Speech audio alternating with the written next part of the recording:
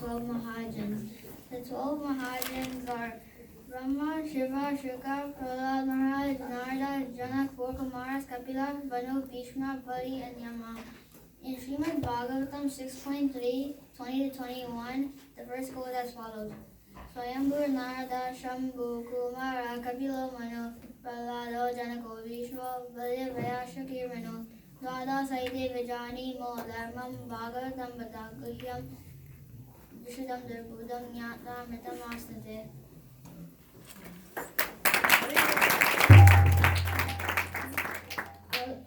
The 12 Mahajans are mentioned in the Bhagavatam, which is one of the 18 Puranas. The 18 Puranas are Bhagavad Purana, Vishnu Purana, Narada Purana, Ramana Purana, Matsya Purana, Garuda Purana, Brahma Purana, Vishnu Purana, Agni Purana, Brahma Vaivarta Purana, Brahmananda Purana, Padma Purana, Shiv Purana, Linga Purana, Kumara Purana, Markandeya Purana, Varaha Purana, and Skanda Purana. After the 12 Mahajans, my favorite Mahajan is Prahlad Maharaj. Prahlad Maharaj was the son of Hiranyakashipu, and even though Hiranyakashipu was the greatest demon, Prahlad Maharaj was the greatest devotee. Prahlad Maharaj tried to preach the holy name of the Lord in many ways to his friends when his teachers weren't there. Hiranyakashipu got mad at Prahlad and tried to kill him because Prahlad was always chanting the glories of Vishnu. Even though Hiranyakashipu tried to kill Prahlad in many ways, Prahlad was always under the shelter of Krishna and was protected. Prahlad Maharaj, I want to follow in the footsteps of Prahlad Maharaj because Prahlad Maharaj is very tolerant. Because even though his father tried to kill him, he still remembered Krishna. Prahlad Maharaj was also very eager to spread the holy name of the holy name of the Lord to many people. I want to follow the footsteps of Prahlad Maharaj so I could be a great devotee and preach the holy name of the Lord.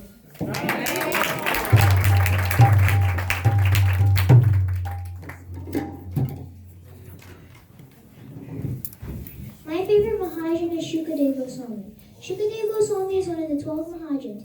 He was a liberated soul right from his birth and was 16 years old when he was born. He is the son of Srila Vyasadeva, who wrote Srimad Bhagavatam. When Parikshit Maharaj was about to leave his body in 7 days, he approached Shukadeva Goswami to narrate Srimad Bhagavatam in the assembly of sages in Naimisharanya. Shukadeva Goswami in Krishna Lila is the personal parrot of Srimati Radharani. One day, Shukadeva was hearing Srimad Bhagavatam from Shiva, and Shiva was narrating Bhagavatam to Parvati. Then Parvati slept, but Shiva thought Parvati was listening because Parvati makes a sound like so Shiva knows she is listening. But Shukadeva was making that sound. Then Shiva wanted to catch the person who was listening to Bhagavatam because someone might not be so elevated to hear Srimad Bhagavatam. But it is said that whoever hears Bhagavatam attentively will never die. Then Shukadeva flies away and enters Pinjala's mouth, and that's how Shukadeva Goswami was born. Such is the exalted position of Shukadeva Goswami. When I grow up, I am inspired to follow the footsteps of Shukadeva Goswami and assist Srila Prabhupada's movement by preaching about Srimad Bhagavatam to benefit human society and all living entities.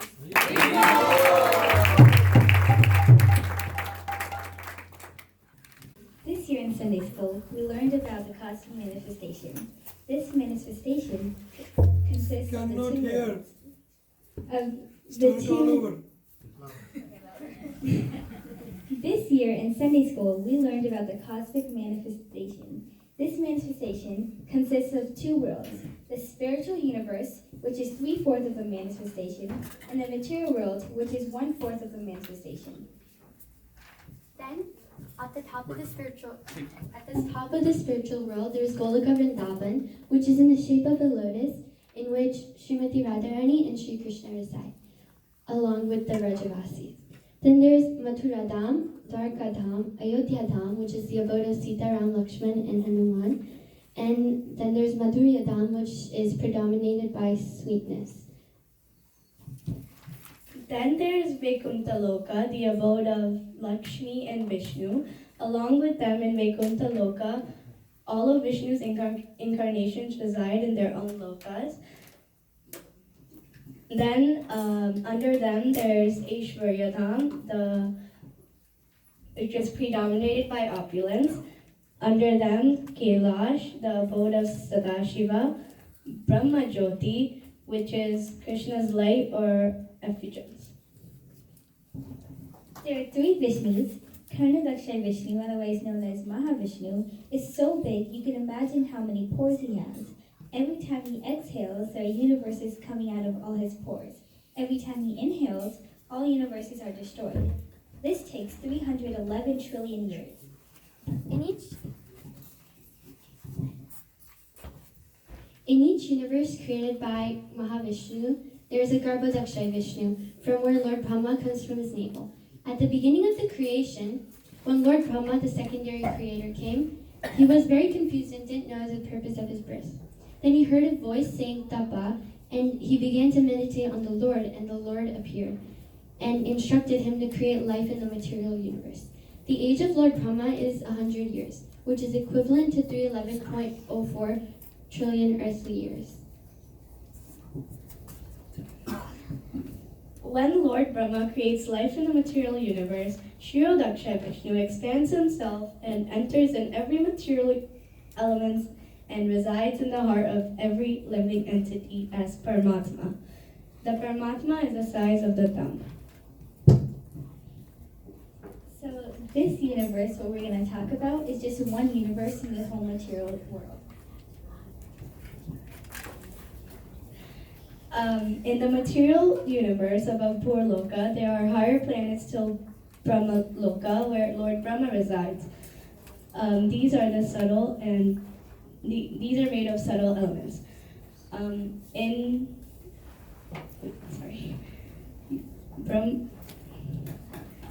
These planets are Satyaloka, Tapaloka, Janaloka, Maharloka, Swarguna, and Purloka. So now they're the middle planets. These are subtle and gross. So in this, there's Bhuloka, and that is Earth, and that's where we live, of course. So below that is the lower planets, and these are just gross. These are Atala, Vitala, Siddhala, Talata, Mahatala, Rasatala, and Padala. Surrounding the whole material creation, there are subtle and gross elements. The gross elements are earth, water, fire, air, ether, and subtle elements are the mind, intelligence, and false ego. Each element is 10 times greater than the one below it, so that means false ego is the largest element surrounding our material creation, and earth is the smallest.